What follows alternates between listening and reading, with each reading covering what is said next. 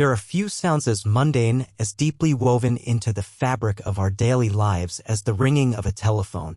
It's a sound of connection, of anticipation. A call from a friend, a message from family, a reminder from the dentist. It is, for the most part, a predictable and comforting intrusion into our silence. We have tamed electricity and bent it to our will, creating a global network that allows a human voice to travel across continents in an instant. It's a marvel of technology that we take completely for granted. But what if that technology, designed to connect the living, could sometimes form a bridge to somewhere else? What if the voice on the other end of the line wasn't just in another city, but in another state of being entirely? Tonight, we are going to pick up the receiver and listen in on the static between worlds. We are exploring a unique and deeply unsettling category of paranormal phenomena, the impossible phone call. These aren't your typical ghost stories about a strange noise in the attic or a fleeting shadow in the hall. These are tangible, technological hauntings. They are messages captured on answering machines, conversations logged by 911 dispatchers, and phantom rings from phones that should be silent forever. These are paranormal calls that challenge our understanding of life, death, and the very nature of communication. We will journey to the chaotic, grief-stricken scene of a horrific train crash, where a dead man's phone began calling his loved ones, leading rescuers on a desperate, ghostly search. We will sit in a 911 call center in the dead of night and listen to an unearthly voice whisper a murderous threat, a call that came from a house where everyone was already dead. And finally, we will listen in on a bizarre, terrifying crossed line, a conversation not meant for human ears, that seems to describe the interrogation of a human soul by an entity from beyond our comprehension. These are stories that blur the line between technological glitches and genuine spectral contact. They force us to ask terrifying questions. Can a powerful emotion, like love or terror, leave an echo on the network? Can a spirit manipulate the tools of the living to send one last message? And what happens when we eavesdrop on a conversation from a place we were never meant to know exists? So, turn down the lights. Let the only sound be the sound of my voice. We are about to investigate 3 of the most chilling and inexplicable recordings and paranormal calls ever documented. The line is open and the other side is calling. Our first story is one of profound tragedy, and a mystery that is as heartbreaking as it is baffling. It takes us to Southern California, to a day that started like any other, but ended in a scene of twisted metal and shattered lives. It's a story about a man named Charles Peck and the ghost in his machine. September 12, 2008. It was a bright, sunny Friday afternoon in the San Fernando Valley. The Metrolink 111 commuter train was making its routine journey from Union Station in downtown Los Angeles out to Ventura County. The train was packed with people heading home for the weekend: students, office workers, people ready to unwind after a long week. One of those passengers was 49-year-old Charles Peck. He was an airline customer service agent, a man on his way to a job interview for a position at another airline. It was a step up, a new opportunity, and he was optimistic. He was engaged to be married to the love of his life, Andrea Katz. Life was good. At 4:22 p.m. in the Chatsworth district of Los Angeles, the unimaginable happened. The Metrolink train, traveling at over 40 miles per hour, ran a red signal and slammed head-on into a Union Pacific freight train coming the other way. The impact was catastrophic. The lead passenger car was compressed to less than half its original length, a testament to the horrific forces involved. The scene was one of absolute chaos and devastation. First responders who arrived described it as something out of a war zone. Twisted steel, shattered glass, and the desperate cries of the injured filled the air. As news of the crash broke, a wave of panic and fear spread through Southern California. For the thousands of people with loved ones on that train, a frantic and agonizing wait began. They called hospitals, they called the emergency hotlines, and most of all, they called the cell phones of their family members, praying for an answer, for any sign of life. The family of Charles Peck was among them. His fiancée, Andrea, his son, his brother, his sister, his stepmother, they all began a desperate, round-the-clock effort to reach him. They called his phone again and again and again, each unanswered ring deepening their dread. They imagined the worst, that he was among the dead, or lying injured and unable to answer. For hours, their calls went straight to voicemail, a cold, automated response that offered no comfort. And then something changed. Around 3 a.m., nearly 11 hours after the crash, Charles Peck's phone began to ring through. Not to voicemail, but an actual ring. And then one of his family members' phones lit up. It was a call from Charles. With trembling hands and a surge of hope, they answered. "Chuck? Chuck, are you there? Can you hear us?" But there was no answer. Just silence. A dead, empty line. Then it disconnected. A few minutes later, another call. This time to his son. He answered, shouting his father's name into the phone. Again, only static and silence before the call cut out. Then another call to his brother. Then his sister. Then his stepmother. For the next 5 hours, a series of phantom calls were made from Charles Peck's cell phone to his closest relatives. In total, 35 calls were placed. Each time, the family answered with a desperate hope, and each time, they were met with nothing but an unnerving, empty hiss on the line. While this was a source of agonizing frustration for the family, for the rescue workers it was a lifeline, a glimmer of hope in the overwhelming darkness of the disaster. They knew that if a phone was making calls, its battery was still working. And if its battery was working, its owner might still be alive, perhaps trapped deep within the wreckage, unable to speak but able to press a single button, a speed dial, to cry for help. The search crews, guided by the family's information, were able to use the signal from the ongoing calls to triangulate a location. They focused their efforts on the first passenger car, the one that had sustained the most catastrophic damage. Hope surged through the rescue teams. They were going to find him. The search was painstaking. They used heavy machinery to cut through the mangled steel, moving carefully, listening for any sound, any sign of a survivor. They followed the phone signal, narrowing their search foot by agonizing foot. Finally, about an hour after the last call was received, they found him. They found the body of Charles Peck. The discovery brought a new, chilling dimension to the mystery. The coroner determined that Charles Peck had been killed instantly upon impact. He had been dead for nearly 12 hours before the first call was ever made from his phone. There was no possible way he could have made those calls himself. The story takes an even stranger turn from there. When the rescuers found Charles Peck's body, his cell phone was nowhere to be found. Despite an exhaustive search of the wreckage, the phone he had supposedly been using to make those 35 calls was never recovered.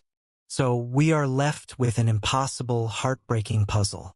A dead man's phone, which was lost in the wreckage, somehow began making calls to his 5 closest family members, one by one, for hours on end, and then stopped the moment his body was found. How do we even begin to explain this? Let's start with the skeptical, technological explanations. The most common theory put forward by network engineers and debunkers is the idea of phantom calls or network errors. In the chaos of a major disaster, cell networks can become overwhelmed. It's possible that when the family was frantically calling Charles's phone, the network switching system experienced a glitch.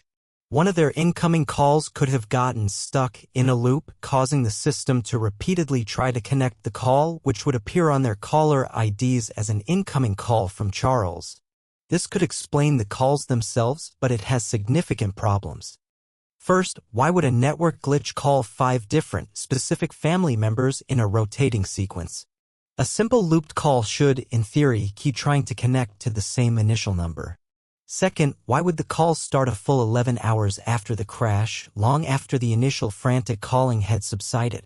And most damningly, why would this supposed network glitch miraculously fix itself the very moment that Charles Peck's body was discovered? The timing is simply too perfect, too coincidental to be easily dismissed as a random error. Another skeptical possibility is that another person found the phone. Perhaps another survivor or even a looter picked it up. This person, for some unknown reason, decided to go through the recent calls and dial them, but never speak. This theory also falls apart under scrutiny. In the horrific chaos and carnage of that lead car, the idea of someone calmly finding a phone and making dozens of silent calls is hard to believe. And if it was a looter, why call the family at all? Why draw attention to themselves? And again, it doesn't explain why the calls ceased the moment the body was found. So, if the skeptical explanations feel insufficient, we are forced to venture into the realm of the paranormal. And here, the theories are as poignant as they are strange. The most widely held belief among those who have studied the case is that we are dealing with a classic post-mortem communication. This is the idea that Charles Peck's spirit, or his residual consciousness, was desperately trying to make contact. In this theory, the profound love for his family and his desire to be found provided the psychic energy necessary to manipulate the electronics of his phone. He couldn't speak, he couldn't form words, but he could make the phone dial. He was, in essence, leading them to him. He was using the only tool he had left to guide the rescuers to his body so his family could have closure. The call stopped when he was found because his mission was complete. He had been found. He could rest. This is one of those ghost stories that isn't about fear, but about love transcending the ultimate barrier. This connects to a broader concept in paranormal research known as instrumental transcommunication, or ITC. This is the idea that spirits can manipulate electronic devices, radios, televisions, computers, and yes, phonesto-communicate. It's the technological extension of electronic voice phenomenon, or EVP. Perhaps the energy of the crash site combined with the powerful emotional trauma and the focused intent of a spirit created a perfect storm for this kind of paranormal event to occur. The phone became a temporary conduit, a digital Ouija board. The story of Charles Peck is a powerful and unsettling modern ghost story. It's a case where technology, logic, and the deepest human emotions of love and grief collide. There is no simple answer. You can choose to believe it was a 1 in a billion network glitch with impossibly poetic timing. Or you can choose to believe that a man's love for his family was strong enough to reach across the veil of death and make one last series of calls home. Whatever the truth, the 35 silent calls from Charles Peck's phone remain one of the most compelling and haunting examples of a paranormal call ever recorded. From a story of love and grief, our next call takes us to a much darker place. A place of violence, despair, and a chilling message that seems to have come directly from the scene of a crime. We travel to the small city of Wahpeton, North Dakota, to a 911 dispatch center, where a dispatcher took a call that would become a piece of paranormal legend. The date is September 17, 2006. It's a quiet Sunday in Wahpeton. In the local 911 dispatch center, the night is likely dragging on, punctuated by the usual calls for minor disturbances or medical assists. But then, a call comes in that is anything but usual. The dispatcher, following protocol, answers the line. What she hears on the other end is not a clear voice asking for help.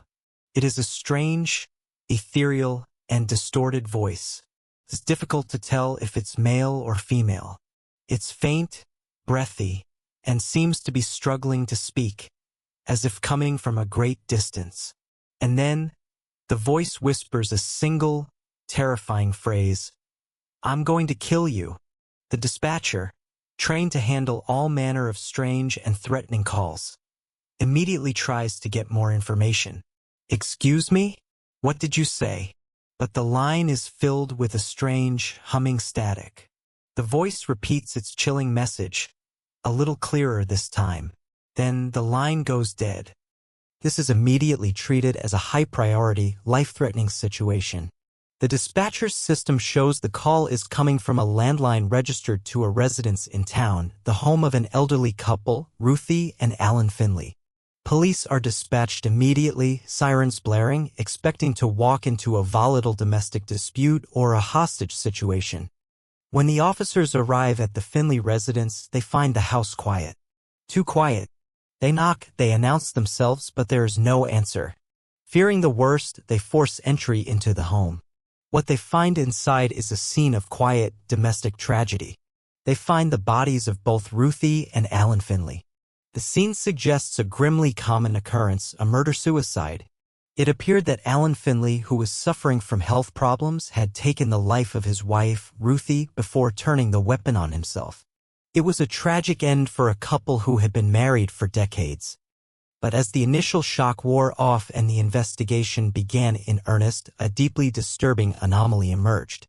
The coroner was called to the scene to determine the time of death for both individuals. And according to the initial assessment, both Ruthie and Alan Finley had been dead for several hours before the 911 call was made. The phone in the house was found off the hook, lying next to one of the bodies. This created an impossible timeline. If both occupants of the house were deceased, who made the 911 call? And not just any call, but a call that whispered a threat directly related to the events that had transpired in that very house. This is where the story enters the realm of the paranormal. The 911 call was, of course, recorded as all emergency calls are. And that unexplained recording is the heart of this mystery. When investigators and, later, paranormal researchers listened to the tape, they were struck by the bizarre quality of the voice. It doesn't sound like a normal human voice disguised or distorted. It has a strange, otherworldly quality. It's faint, filled with static, and has an unusual cadence. This is what makes the case so compelling for those who study electronic voice phenomenon, or EVP. EVP, for those unfamiliar, is the practice of recording audio in a supposedly haunted location and then listening back to the recording for voices or sounds that were not audible to the human ear at the time of recording. These phenomena are typically categorized into classes. Class C is very faint and difficult to understand, often open to interpretation. Class B is louder, clearer, but may still be distorted. Class A EVPs are the holy grail, clear, distinct voices or phrases that are unmistakable. The Finley 911 call is often described as something akin to a Class A EVP, but captured live on an open, public service phone line. It is, in essence, an unexplained recording of a voice from a place where no living person was speaking. So let's break down the possibilities from the mundane to the deeply strange. The most obvious skeptical explanation is a prank call.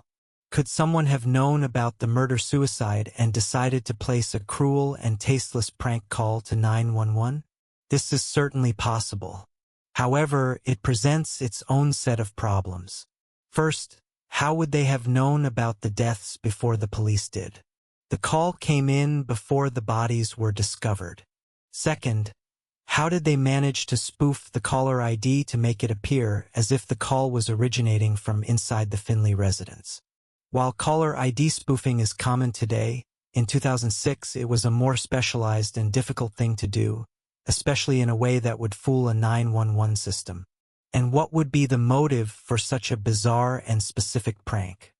Another possibility is a technical malfunction.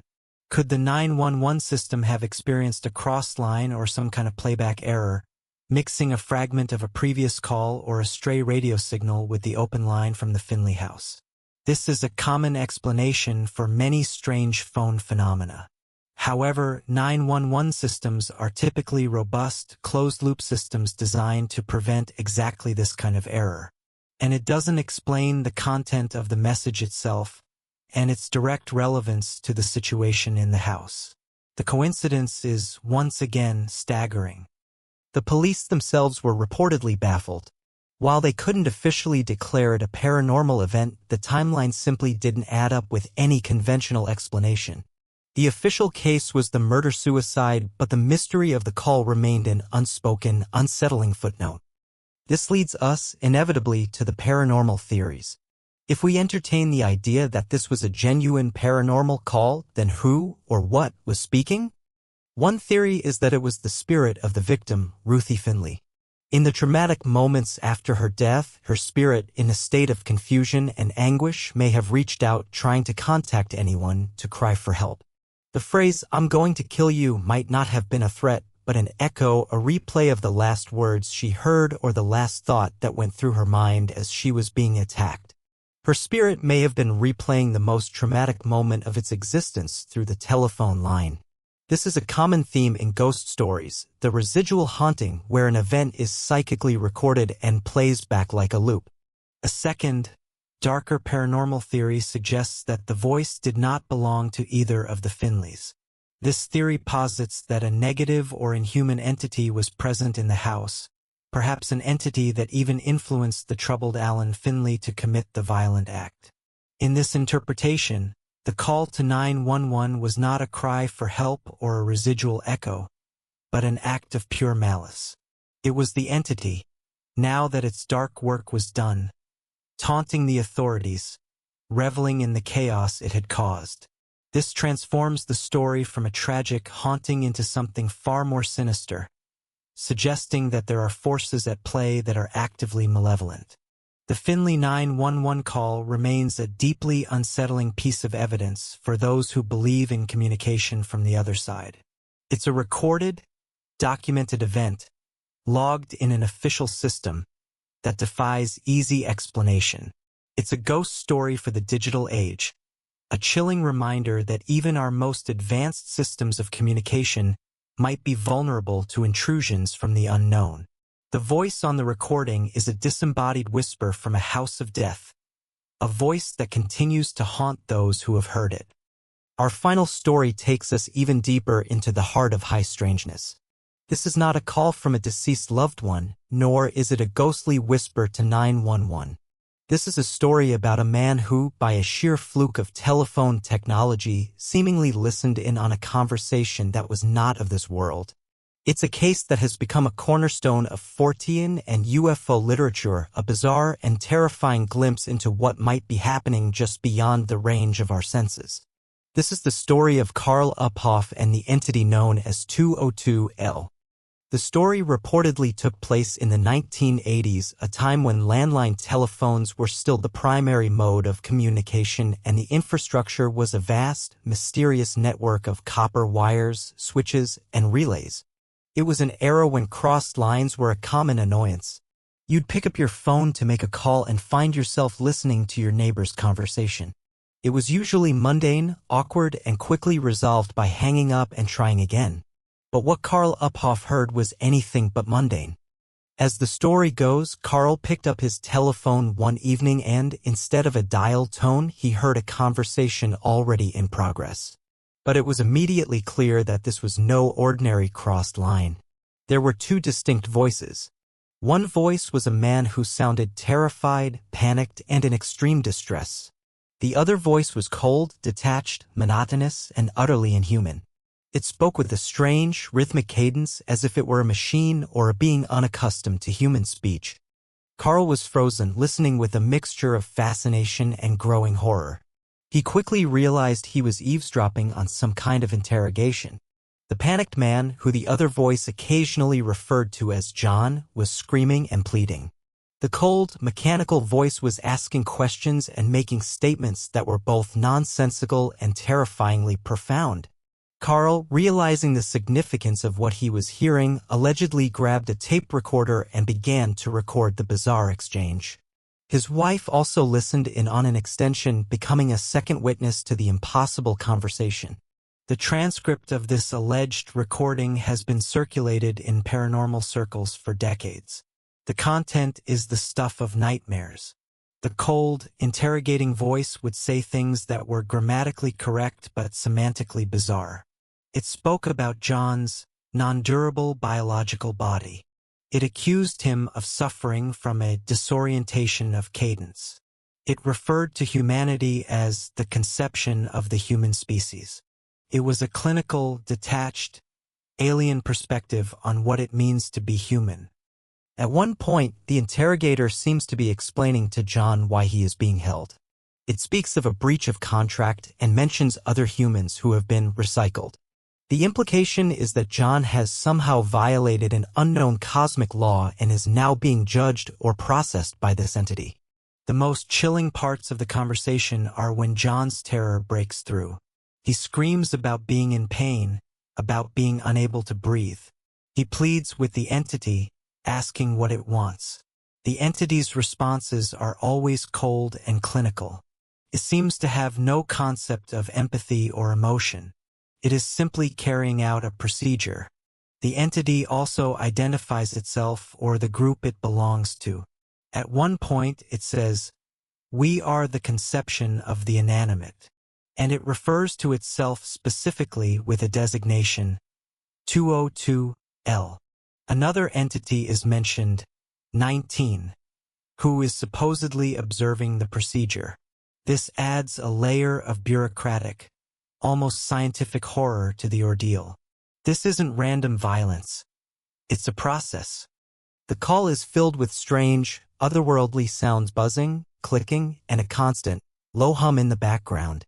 At times, John's screams are so intense that they are distorted, as if he is being subjected to some form of electrical shock or energy field. The entire recording, if it is to be believed, is a raw, unfiltered audio document of a human being undergoing some form of alien abduction, dimensional interrogation, or post-mortem processing. The conversation eventually fades out, replaced by the familiar, comforting sound of a normal dial tone. Karl Uphoff was left shaken to his core, holding what he believed to be proof of something that fundamentally changes our understanding of the universe. So, what on earth was Karl Uphoff listening to? Let's explore the theories, which range from the simple to the truly mind-bending. The most straightforward skeptical explanation is that this was an elaborate hoax. Karl Uphoff could have fabricated the entire story, or even created a fake recording. This is always a possibility in cases that rely on a single source. However, those who knew him reportedly described him as a credible, down-to-earth individual, not prone to flights of fancy. And if it was a hoax, it was an incredibly creative and bizarre one, filled with concepts and phrases that seemed too original for a simple prank. Another skeptical take is that it was a crossed line with a radio broadcast. Perhaps he tuned into a particularly strange and experimental science fiction radio drama. In the 1980s, there were still many independent and college radio stations broadcasting all sorts of avant-garde content. This is a plausible explanation. However, Karl was adamant that the quality of the sound, the raw terror in John's voice, and the lack of any music or station identification made it feel utterly real. He was convinced he was listening to a real event, not a performance. A variation on this is the ham radio theory. Amateur radio operators have been known to create elaborate on-air skits and dramas. It's possible he picked up a signal from a pair of particularly creative ham radio enthusiasts with a dark sense of humor. This is harder to disprove, but again, the sheer psychological intensity and strangeness of the content make it a truly unique performance if that's what it was. If we set aside the skeptical explanations and assume Karl Uphoff heard exactly what he thought he heard, then we are adrift in a sea of terrifying possibilities. What was it? One theory is that he listened in on a genuine alien abduction. The cold, clinical voice, the discussion of a biological body, and the technological sounds are all classic tropes of abduction literature. In this view, John was a human being who had been taken by an alien species for study or processing, and a random fluke of Earth's telecommunications network allowed Karl to momentarily tap into their communication channel. Another, even more profound theory is that Karl listened in on a soul's journey after death. The conversation could be interpreted as a newly deceased human spirit, John, being processed by a guide or a gatekeeper, 202L.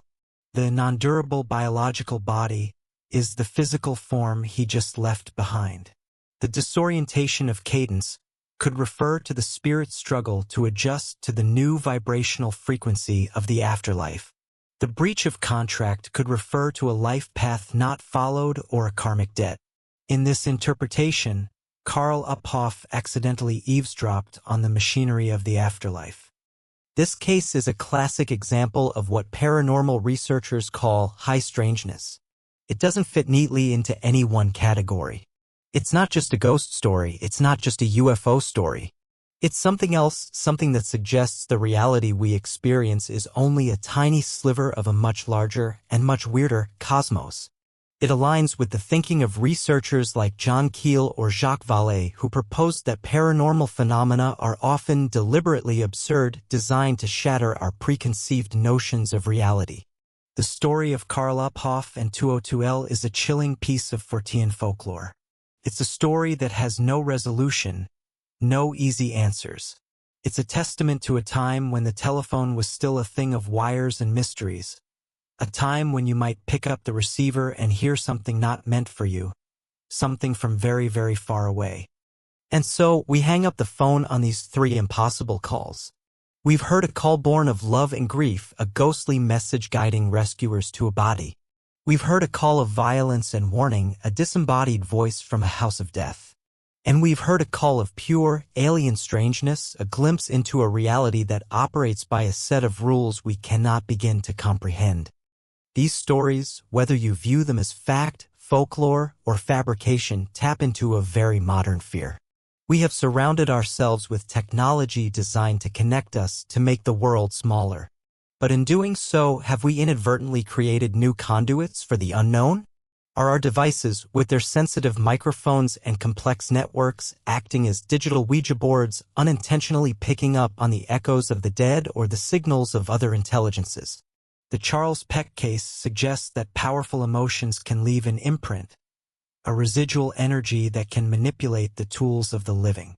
The Finley 911 call presents the terrifying possibility of real-time communication from the scene of a tragedy, a direct line to the other side captured and logged by our own emergency systems.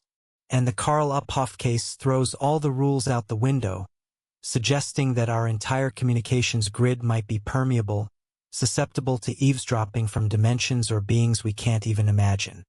What ties these paranormal calls together is the element of the unexplained recording, the core of EVP research. It's the idea that a machine can perceive something that our own senses cannot. A tape recorder, a digital file, a 911 log, these become the objective, impartial witnesses to the impossible. Now, I want to turn the question over to you. What do you make of these stories? Are these simply a collection of technological glitches, cruel hoaxes, and overactive imaginations? Or are they evidence of something more? Is it possible for the dead to call the living? And if so, what are they trying to tell us? I am particularly interested in your theories on the Karl Uphoff case. What do you think he was listening to? Let me know your thoughts, your theories, and your own ghost stories about strange phone calls in the comments below. If you've ever had an experience with a phantom call or captured a strange EVP, I would love to hear about it. If you found this investigation into these unexplained recordings as fascinating as I did, please consider liking this video and subscribing to the channel. There are so many more mysteries to explore, so many more strange signals to try and decipher. Thank you for joining me as we listened in on the static between worlds. Stay curious and maybe, just maybe, think twice the next time you get a call from an unknown number.